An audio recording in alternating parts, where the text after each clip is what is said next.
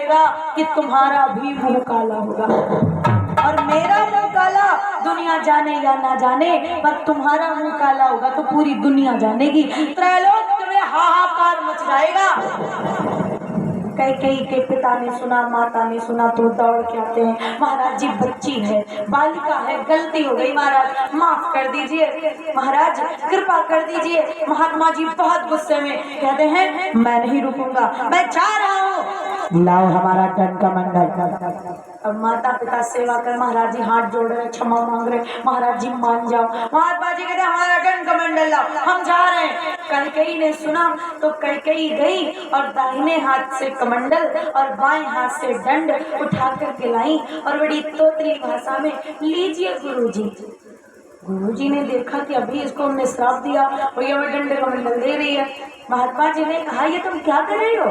कैकेयी ने कहा गुरुजी आप दंड कमंडल मांग रहे थे ना, और मेरी माँ कहती है कि गुरुजी की आज्ञा का पालन करना चाहिए, गुरुजी जो कहते हैं तो वो कर देना चाहिए, अगर अपने बस में है तो उनकी आज्ञा का पालन करो, उनकी सेवा करो। और गुरुजी कहते हैं कि संतों की सेवा करने से बड़ा फल मिलता है। अब महात्मा जी कहने लगे कैकेयी तुम जानती हो हमने तुम्हें अभी श्राप दिया है। कैकेयी ने कहा गुरुजी मेरी माँ कहती है कि महात्मा लोग जो देते हैं गुरुजी कृपा ही करते हैं, वो मानव कल्याण के लिए, लोगों के कल्याण के लिए प्रत्येक चीज देते हैं, तो आपने जो कुछ भी दिया वो हमारे भले के लिए, हमारे कल्याण के लिए दिया। महात्मा जी का जो हृदय, संत विद्वान कहते हैं ना, संत हृदय नव नीत समाना का कवि पर कह नहीं जाना। संतों का हृदय कैसा है? नवनीत मतलब मक्खन, लेकिन उसमें भी अंतर किया गया। क्या अंतर है? तो कहते हैं जो अपने दुख से दुखी हो वो नवनीत, और जो पराये दुख से दुखी हो वो संत है। संत कौन होता है? संत होने के लिए यहाँ पर आप लोग जितने लोग बैठे हैं आप में से बहुत संत हैं। संत होने के लिए जरूरी नहीं कि आपके कपड़े लाल पीले हैं तभी आप संत हैं, बड़ी बड़ी दाढ़ियां, बड़े बड़े बाल हैं तभी आप संत हैं। संत कोई भी हो सकता है। संत कौन? अगर किसी का दुख आपसे देखा नहीं जाता, मतलब दूसरों को आप दुखी देखते हैं तो आप भी दुखी हो जाते हैं, यकीन मानिए आपसे बड़ा कोई संत नहीं है। अगर दूसरों का दुख देखकर आप दुखी हो जाते हैं, और ड्रेस चाहे जैसी हो, कपड़े चाहे जैसे हो, और अगर दूसरे को दुखी देखकर आपको खुशी मिलती हो, आपको अच्छा लगता हो, तो समझ लेना कि आपसे बड़ा कोई दुष्ट नहीं है। जो पराये दुख से दुखी हो वो संत, और जो पराये दुख में सुखी हो वो दुष्ट। अब महात्मा जी को आ गई दया, उन्होंने सोचा ये मैंने क्या कर दिया? अरे ये अबोध बालिका जो ये भी नहीं जानती कि श्राप और वरदान में अंतर होता है, मैंने श्राप दिया और ये कह रही आपने मेरे कल्याण के लिए दिया, ये मैंने क्या कर दिया? अब क्या करूं? महात्मा जी को दया आ गई, उन्होंने कहा ऐ बेटी अब मैंने जो श्राप दिया वो निष्फल नहीं हो सकता, श्राप हमारा निष्फल ना होई, सचराचर जानता, लेकिन हाँ अब मैं तुम्हें वरदान देता हूँ, और वरदान यह है कि तू अपने पति की प्रिय होगी, तेरा पति तुझसे सबसे अधिक प्रेम करेगा। और उसके बाद महात्मा जी ने कहा बाएं हाथ से तुमने हमारा दंड पकड़ा है, इसलिए तुम्हारा बायां अंग जब चाहोगी तब वज्र का हो जाएगा, और इसके अलावा तुम्हारा पति तुमसे बिना पूछे कोई काम नहीं करेगा, और अगर किया तो सफल नहीं होगा। जो करेगा तुमसे पूछ के और बिना पूछे किया सफल नहीं होगा। इन्हीं माता कैकेयी का विवाह हुआ था महाराज दशरथ के साथ, और दशरथ जी ने कैकेयी के साथ विवाह होने के बाद जो काम किया कैकेयी से पूछ के किया, सिर्फ एक काम कैकेयी से बिना पूछे किया। कौन सा? राम के राज तिलक की जब घोषणा की तब इन्होंने कैकेयी के साथ कोई मशविरा नहीं किया, वो जल्दी जल्दी में हो गया था ना। वशिष्ठ जी से पूछा तो उन्होंने कहा हाँ बेबी भले काम में देरी नहीं तो कर दो, तो जल्दी जल्दी में घोषणा कर दी, कैकेयी से पूछा नहीं। क्या हुआ?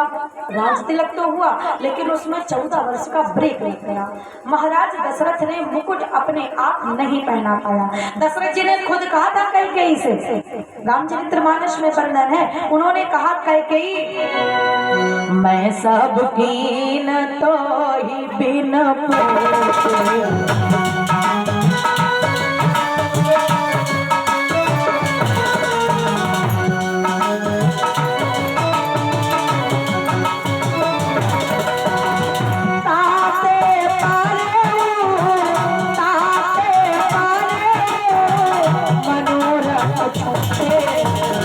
मैं सब की तो ही बिन पूछे।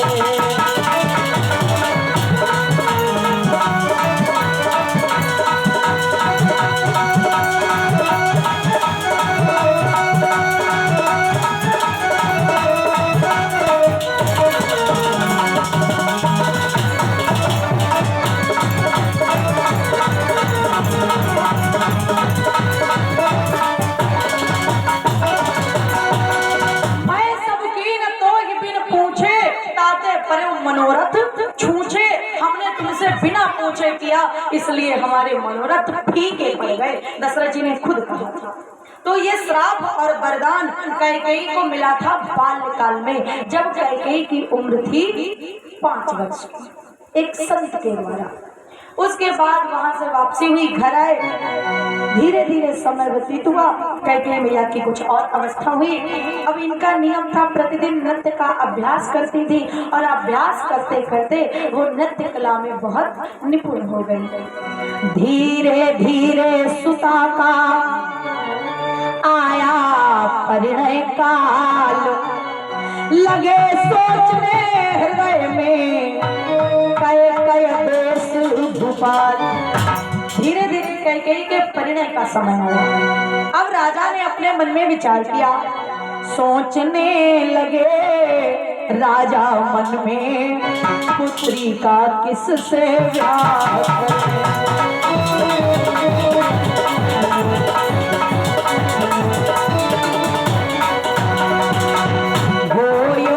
सुयोग विद्वान पति उसको ही कन्यादान।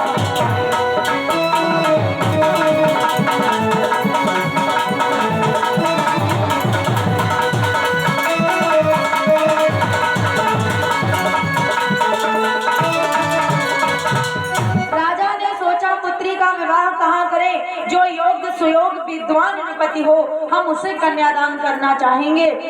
क्षत्रियों में स्वयंवर की परंपरा होती है। स्वयंवर होता है 2 प्रकार से। स्वयंवर एक होता है स्वयंवर और एक होता है स्वयंवर। चीज एक ही है लेकिन क्रिया अलग अलग है।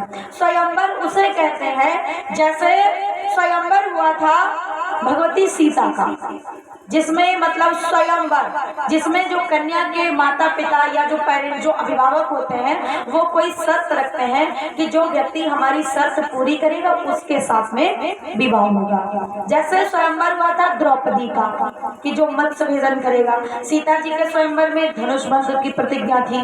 मतलब इसमें ऐसा होता है स्वयंवर में कि माता पिता या जो अभिभावक या जो पेरेंट्स होते हैं तो वो प्रतिज्ञा करते हैं कि जो ऐसा ऐसा कर देगा उसके साथ। अच्छा, एक होता है स्वयंवर। स्वयंवर का मतलब होता है जिसमें कन्या स्वयंवर का चुनाव करे। स्वयंवर मतलब जैसे हुआ था महाभारत में कुंती का कि जिसको चाहूं उसको वरमाला पहनाओ, या फिर जैसे स्वयंवर हुआ था मित्रविंदा का कि वो जिसको पसंद करे उसके साथ विवाह होगा।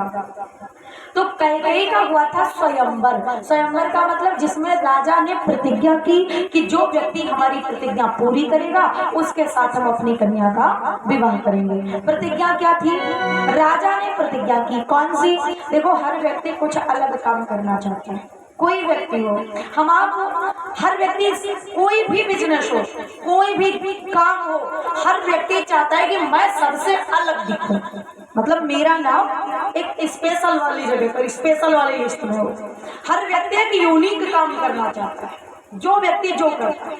तो राजा ने सोचा मैं प्रतिज्ञा कुछ अलग करूंगा। क्या करूं?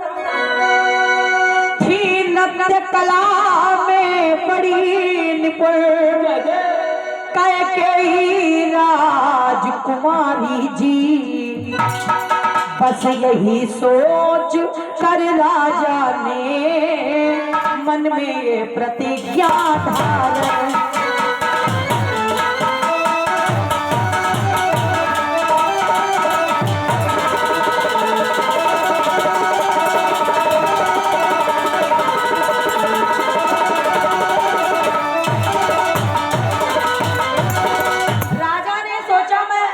क्या करूंगा, क्या करूं? घोषणा करा दी राजा ने, देश देशांतरों में चिट्ठियां भिजवा दी, पत्र भिजवा दिए। घोषणा करा दी राजा ने, मेरी पुत्री का स्वयंवर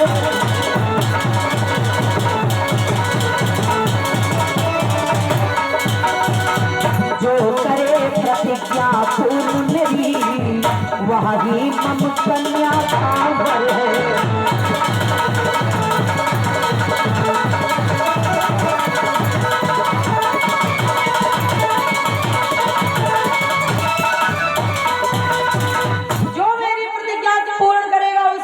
मेरी पुत्री का विवाह होगा। और प्रतिज्ञा क्या है?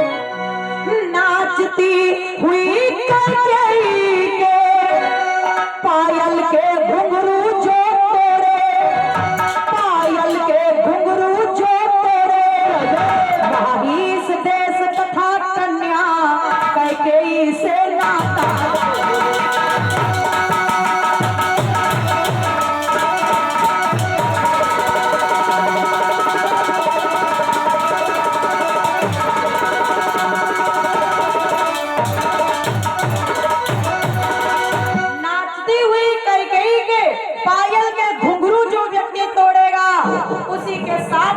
कन्या का विवाह करेंगे। देश देशांतरों में चिट्ठियां भिजवाई। एक चिट्ठी गई कहाँ? अयोध्या, जहाँ के राजा हैं महाराज दशरथ। जब दशरथ जी के पास में पत्र पहुंचा, वो चिट्ठी पहुंची, उन्होंने देखा, उसे खोला नहीं, ऐसे ही देखा और साइड में रख दिया। कौशल्या मैया की निगाह पड़ गई, जो दशरथ जी की प्रथम पत्नी है। कौशल्या ने कहा, स्वामी ये क्या? नाथ कहाँ से चिट्ठी,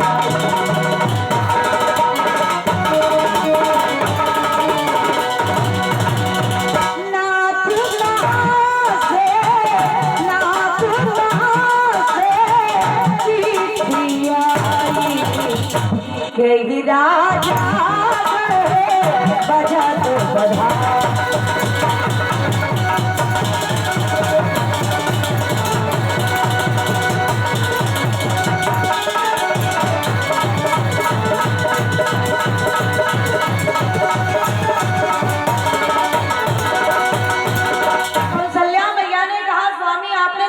खोला तक नहीं, पढ़ा तक नहीं, यूं ही साइड में रख दिया।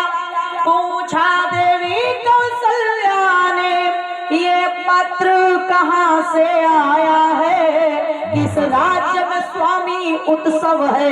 किसने तुमको बुलवाया है? ये नाथ नजर तक ना डाली, यूं ही साइड में छोड़ दिया। क्या कारण है प्राणनाथ, जो बिना पढ़े ही त्याग दिया? क्या कारण? अरे ये पत्र कहाँ से आया? आपने पढ़ा तक नहीं। दशरथ बोले, ऐ प्राण प्रिय, चिट्ठी न काम की है मेरे। देवी ये चिट्ठी हमारे काम की नहीं है, हम क्या करेंगे इसका? इस कारण साइड में रखा। स्वामी काम की नहीं मतलब किसी राजा ने आपको बुलाया, वो आप कहते हो पत्र भेजा, आप कहते हो काम का नहीं है। तो दशरथ जी ने बताया, देखो जैसे आजकल चलते हैं ना इनविटेशन कार्ड, जो निमंत्रण पत्र होते हैं, तो कार्ड किसमें छपते हैं?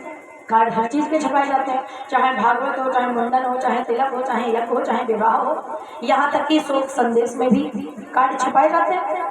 लेकिन आपने देखा होगा जो कार्ड तो सब एक ही जैसे होते हैं लगभग, लेकिन डिजाइनर जो होता है वो उन्हें कुछ इस हिसाब से डिजाइन करता है कि आप बिना कार्ड खोले ऊपर से समझ सकते हो कि विवाह का है, मुंडन का है, तिलक का है, कहाँ का है, और विवाह का है तो कहाँ का, मतलब पूरा जो बायोडेटा होता है वो अंदर होता है, विवरण होता है वो अंदर होता है, लेकिन ऊपर इस पता चल जाता है कि किस चीज का कार्ड है। तो ऐसे पहले चिट्ठी जल्दी तो राजा बोले ये चिट्ठी हमारे काम की नहीं है। क्यों? क्योंकि स्वयंवर की है, और स्वयंवर में तो वही जाए जिनका ब्याह करे है, और हमारा तो शादी पहले हो चुकी है, तो हमारे काम की ये चिट्ठी नहीं है। कौशल्या मैया ने कहा स्वामी स्वयंवर की चिट्ठी है? हाँ, तो आपको जाना चाहिए। दशरथ जी बोले हम नहीं जाएंगे। क्यों? क्योंकि पहली बात तो हमारा विवाह हो चुका, तो हम क्यों जाएंगे? कौशल्या बोली अच्छा स्वामी, आपने देखा होगा बारात जब जाती है कितनी बड़ी बारात जाती है, और तमाम लोग जाते हैं बारात में, तो जितने लोग बारात में जाते हैं सब शादी ही करे जाते हैं। दूल्हा तो एक ही होता है ना, पर बारात विवाह तो आदान प्रदान किया जाता है ना। बोले महाराज आपको जाना चाहिए। दूसरी बात देखो भाई, जब हम आप कोई हो, यहाँ पर हम आप जितने लोग हैं, मान लीजिए आपने कोई कार्यक्रम किया और किसी व्यक्ति विशेष को बुलाया, निमंत्रण पत्र दिया, दादा आना, अगर वो व्यक्ति ना आए, सच बताना कार्यक्रम रुकेगा क्या? कार्यक्रम नहीं रुकेगा, लेकिन आपको थोड़ा कष्ट होगा कि नहीं? मतलब हम चले गए लेकिन वो आए नहीं। अरे नहीं आए, कार्यक्रम नहीं रुकने वाला है, बस दिन टल जाते हैं, बातें कहने सुनने को हो जाती है, दादा तुम आए नहीं रहो, काम नहीं रुकने वाला है। तो कौशल्या बोली आपको जाना चाहिए। अब भाई जब आप किसी को बुलाओ वो ना आए तो कष्ट तो होता है ना। बोले जिन राजा ने चिट्ठी भेजी आप नहीं जाओगे तो उनको कष्ट होगा। दशरथ जी बोले देखो कौशल्या, तुम्हें एक सच बात बताएं, हम स्वयंवर में क्यों नहीं जाना चाहते? हम इसलिए नहीं जाना चाहते हैं क्योंकि पता नहीं राजा की कैसी प्रतिज्ञा होगी, क्या प्रतिज्ञा होगी, और क्या वहाँ पर स्थिति बनेगी, कैसी सिचुएशन बनेगी, इसलिए सबसे बढ़िया है हम जाएंगे नहीं, बात खत्म। कौशल्या बोली स्वामी प्रतिज्ञा और स्थिति? कौशल्या ने हाथ जोड़े और बोली स्वामी मैं राम राम करती हूँ, आपसे निवेदन करती हूँ कि आप स्वयंवर में जाओ, और राम राम करती हूँ कि राजा की प्रतिज्ञा ऐसी होए जो भगवान करे कि आपके अलावा और कोई पूरी ही न कर पाओ। दशरथ जी ने कहा लेकिन ये तुम क्यों चाहती हो? तो मैं इसलिए चाहती हूँ स्वामी, आप जानते हैं कि हमारे घर में कोई संतान नहीं है, शायद कैकेयी के द्वारा स्वामी सुकुल का नाम चले, दूजी जब घर में आएगी तो गोदी को संतान, शायद कैकेयी के द्वारा हमारा वंश चले। दशरथ जी ने कहा देवी जिद मत करो, अगर हमारा दूसरा विवाह हो गया तो तुम्हारी सौत आ जाएगी, और सौत पूरी दुनिया कहती है। आ जाए बात सर झुकने की, सर दे दे लेकिन चौथ न दे, स्त्रियां कहा या करती हैं भगवान सब दे पर।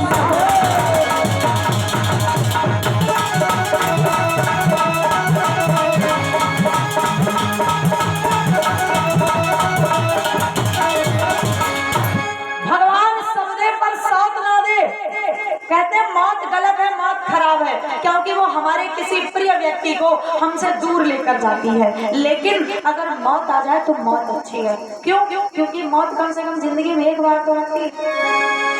मौत बुरी लेकिन अच्छी, जो एक ही बार में आती है, मौत से 100 बार बुरी, छाती दिन रात जला।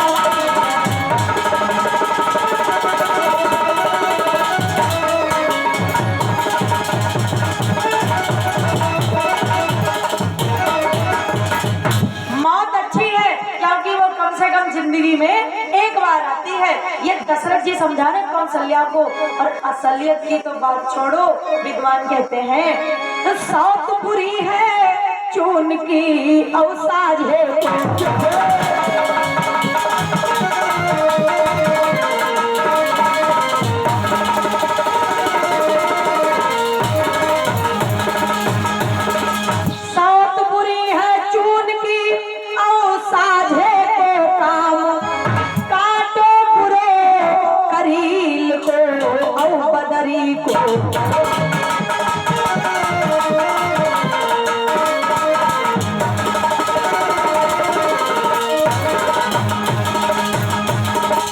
कौशल्या बोली स्वामी सौत क्या होती है? जो आएगी मैं उसे अपनी बहन बना के रखूंगी, जैसे ही आएगी उसे बहन मान के रखूंगी, मैं तो सौत मानूंगी नहीं। राजा ने कहा लेकिन देवी, अरे चलो मान लिया तुम उसको बहन मान लोगी, लेकिन उसने तुम्हें बहन ना माना तो?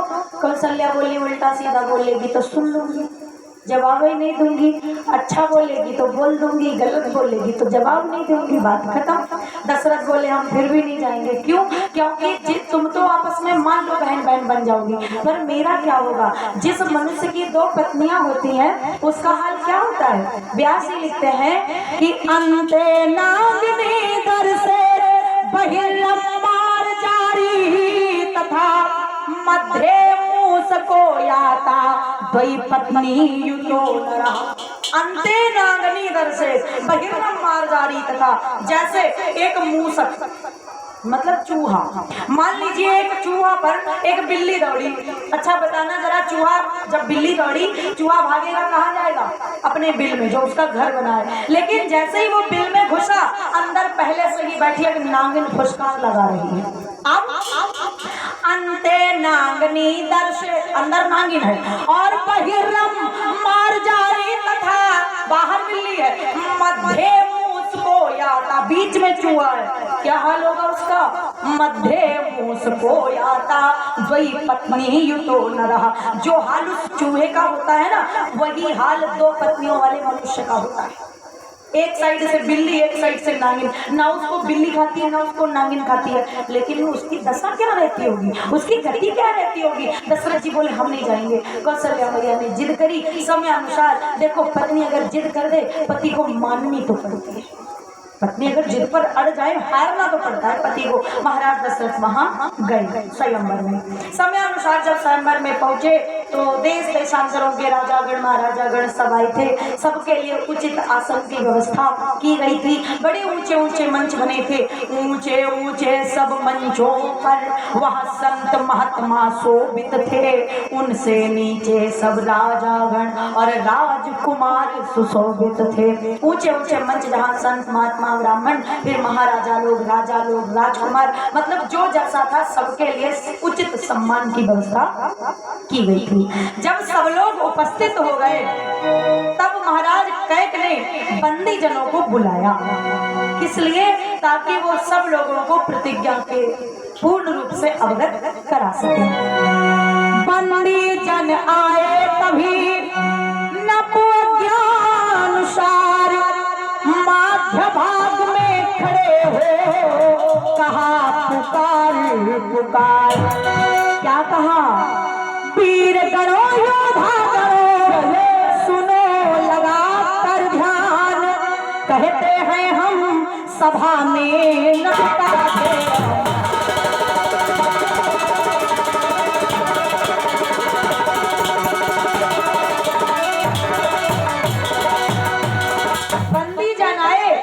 सभा में खड़े हुए और उन्होंने सभी का अभिवादन स्वागत सम्मान किया और उसके बाद कहा, अय राजा गणों, अय महाराजा गणों, यह महामहोत्सव समारोह राजा के प्रण का परिचय है।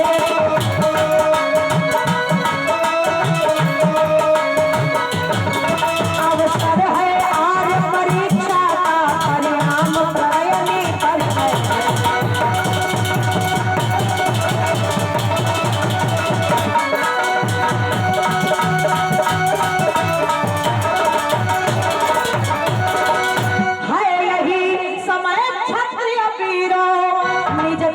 शक्ति दिखलाने का, बल पौरुष का विशाल डंका कई कई देश में बजाने।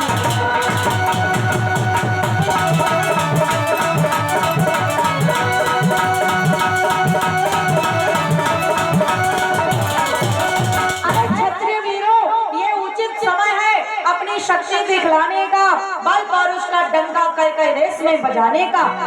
आप लोग जानते हैं हमारे महाराज की जो प्रतिज्ञा है, एक बड़ा बढ़िया ऊंचा सा मंच बना है, उस मंच पर कैकेयी खड़ी है और कैकेयी माता इतनी सुंदर है, इतनी सुंदर है कि जिसकी निगाह पड़ी सबके मन में भाव आया, कुछ भी हो प्रतिज्ञा तो हमें कोई करनी, कुछ भी हो विवाह तो हमें ही करना है। इतनी सुंदर पत्नी हो तो क्या बात है। राजा की प्रतिज्ञा क्या है? बंदी जनों ने कहा, यद्यपि आप लोग राजा की प्रतिज्ञा से पूर्व परिचित हैं, लेकिन हम आप लोगों को प्रतिज्ञा से पूर्ण रूप से परिचित कराने आए हैं। राजा की प्रतिज्ञा क्या है नाट्य कला में बड़ी निपुण कैकेयी राजकुमारी।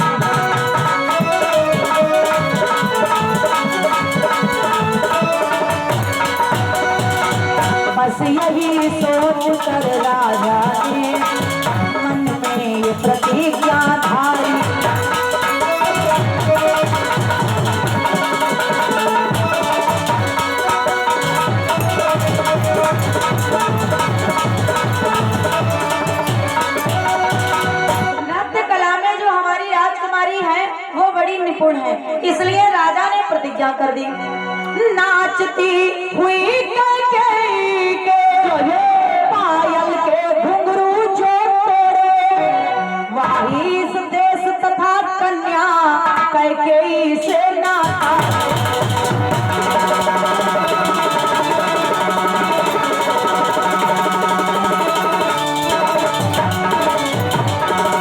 प्रतिज्ञा तो ये है कि नाचती हुई कैकेयी के पायल के घुंघरू तोड़ने हैं। अच्छा, पूर्ण रूप क्या है, जरा गौर करो।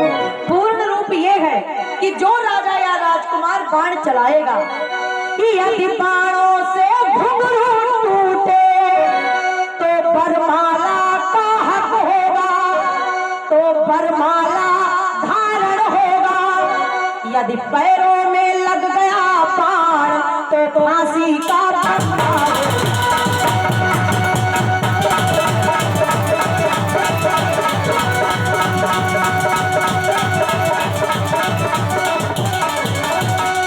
जो राजा या राजकुमार पायल के घुंघरू तोड़ेगा, उसके गले में वरमाला पड़ेगी। और बाई चांस अगर बाण पैर में लग गया, मतलब गलो सुनो नहीं रही है, या तो वरमाला और या फांसी का फंदा। मतलब यो थोड़ा है, राजा साहब ने प्रतिज्ञा कर दी भाई घुंघरू तोड़ने हैं। अब कोई चलो भाई 2-4 बाण चला भाई, घुंघरू टूटे तो टूटे, ना टूटे कोई बात नहीं। कोई पैरे तोड़ दे, बाई चांस चोट चपेट लग जाए पैर में, तो सेफ्टी का पूरा ध्यान है। जिस व्यक्ति का बाण पैर में लगा, खरोंच तक आ गई पैर में, तो फांसी होगी। अब देखे हैं कौन भाग्यशाली। अब हम देखना चाहते, बंदी जनों ने कहा, यहाँ पर कौन ऐसा वीर योद्धा है जो राजा की प्रतिज्ञा को पूर्ण करता है और कैकेयी देश से संबंध जोड़ता है। कैकेयी का नृत्य प्रारंभ हुआ। बंदी जनों ने प्रतिज्ञा बता दी, साइड में हो गए। जब नृत्य प्रारंभ हुआ तो इतना दिव्य, जो लोग रूप देख रहे थे ना, नृत्य देख के तो और मंत्रमुग्ध हो गए। लेकिन अब बात यह है कि राजा की प्रतिज्ञा पूर्ण करनी पड़ेगी, तभी तो विवाह हो सकता है। प्रतिज्ञा क्या है? नाचती हुई कैकेयी के पायल के घुंघरू तोड़ने। अब राजा लोग जब नाच देखे तो कैकेयी इतना बढ़िया नाची, इतना भव्य, इतना दिव्य। पायल छोड़ो, ये नहीं दिख रहा है कि कैकेयी के पैर कहाँ पर, वो जमीन में लग भी रहे हैं या ऊपर ही ऊपर नाच रही हैं। अब जिन राजा महाराजन को पानी नहीं दिखाई रहे, तो फिर पायल कहाँ पर है? पहले पैर में बंधी पायल और पायल में बंधे घुंघरू। और जिनका पैर ही नहीं दिखाई रहे तो पायल के घुंघरू तो बहुत दूर की बात है। जब दिव्य वो नाच नृत्य देखा, राजा राजकुमारों ने एक दूसरे की ओर देखा। भैया बढ़ो। अब बढ़ने का मन तो है, लेकिन किसी को भी अपने बाणों पर विश्वास नहीं है। मन में विचार किया कि घुंघरू पर बाण चलाएंगे, यदि पैरों में लग जाए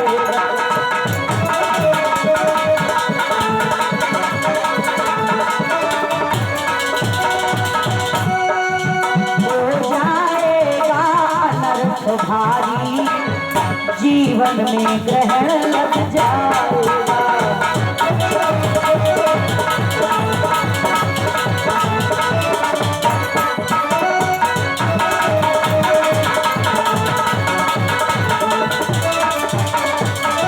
अगर घुंघरू की बजाय बाण पैर में लग गया, फांसी हो जाएगी। तो एक दूसरे का मुंह देखा, भैया का करी हो? दूसरे ने कही, सुनो यहाँ से जिंदा लौट चलो, बिटिया जाइए ना, ये देख भलो बिया हो कौन कौन हुई है। अगर जिंदा लौट गए तो शादी कौन कौन हुई जाइए, और अगर तुम यहाँ फांसी हुई गए तो जिंदगी ही खत्म। एक कहावत कही जाती है, जीव है तो जहान है। जिंदगी तो सब है, जीवन है तो सब है, और जब जिंदगी नहीं तो क्या होगा इस स्वयंवर का, क्या होगा इस वरमाला का? किसी को भरोसा नहीं था अपने बाणों पर, और इसलिए जितने राजा महाराजा थे सब मौन हो गए, एकदम खामोश। अरे जब महाराज जो जनक जी थे सीता जी के स्वयंवर में, उन्होंने कहा था जो धनुष तोड़ेगा उसके साथ विवाह होगा। भले मान लो तोड़ नहीं पाए, लेकिन भूप साहस से कई बार लगे उठावन डारा, तो कम से कम ट्राई करैया तो उठेगा है। कम से कम लोगों ने आजमाया तो था। कैकेयी के स्वयंवर में बस यही सोच कर राजा गए, महाराजा कर सब मौन हुए। देख कर सभी वीरों की गति, महाराज कहे गजब ने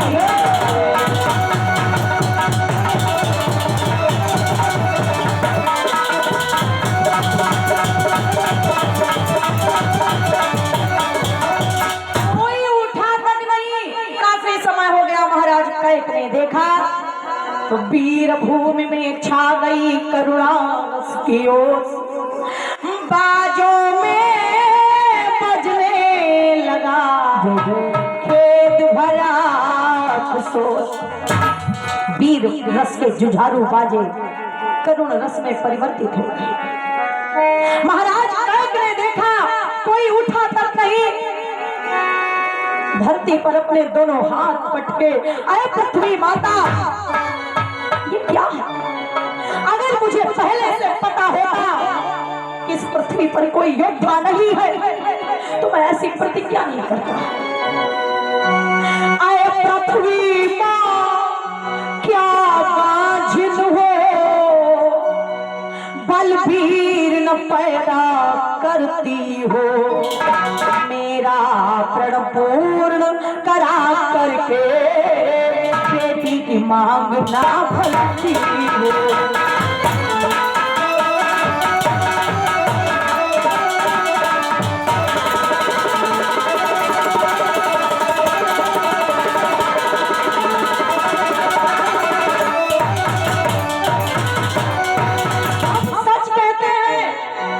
यदि ज्ञात मुझे पहले होता तो ये बेबसी नहीं हो।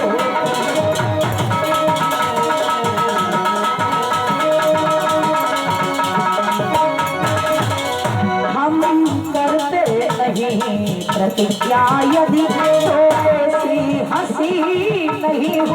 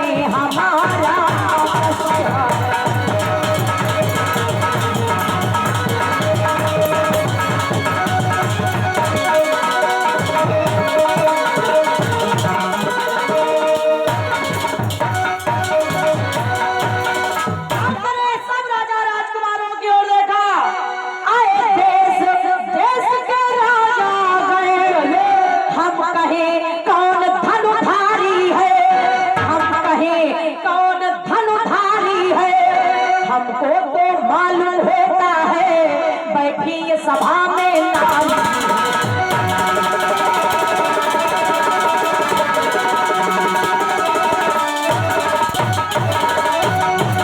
हमें लगता है हमारे सामने ये जितने भी बैठी हैं ये सब नारियां हैं, और जब कहा सब नारियां हैं उस सभा में महाराज दशरथ भी उपस्थित थे।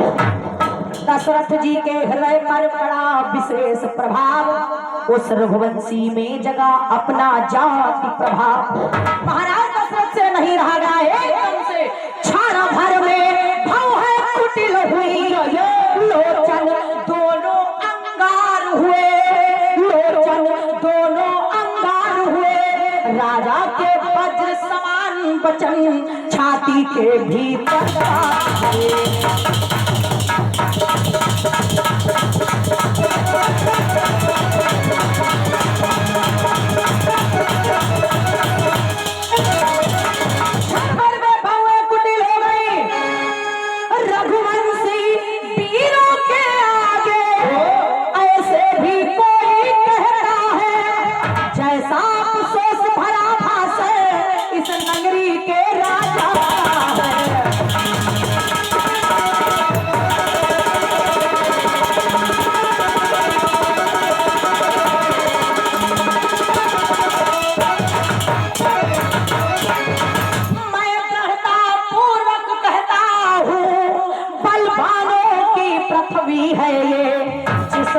बलवान नहीं होंगे उस रोज न होगी।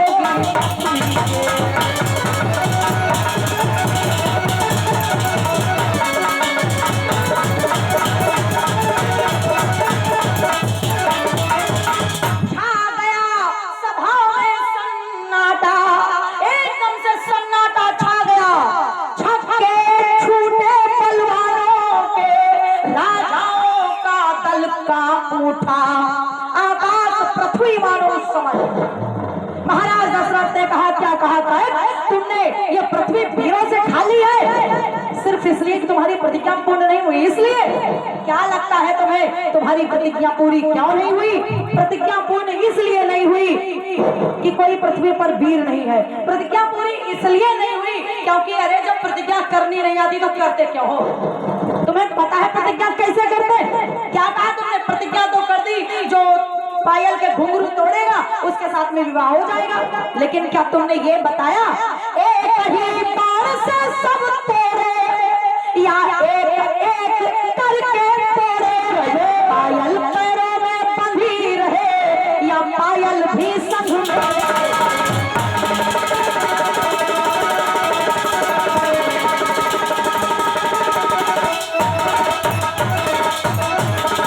क्या तुमने बताया कि एक बाण से सब घुंघरू तोड़ने हैं या एक एक बाण से एक एक घुंघरू तोड़ना है? पायल बंधी रहे या पायल भी तोड़नी है?